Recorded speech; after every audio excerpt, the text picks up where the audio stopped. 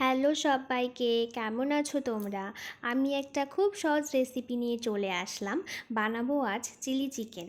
তো প্রথমেই boneless চিকেনগুলোকে marinate করে নেব। আর ম্যারিনেশনের জন্য লাগছে আমাদের আদা রসুন বাটা, ডিম, স্বাদ মতো নুন, রঙের জন্য লাগছে কাশ্মীরি লঙ্কা গুঁড়ো, গোলমরিচ গুঁড়ো, ভিনিগার, কর্নফ্লাওয়ার আর ময়দা।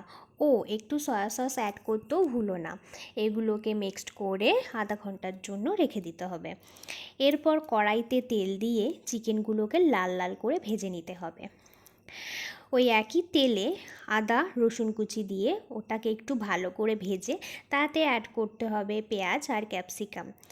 ওটা একটু ভাজা হয়ে গেলে ওতে অ্যাড করতে হবে soya sauce, chilli sauce, tomato sauce আর একটু ভিনিগার।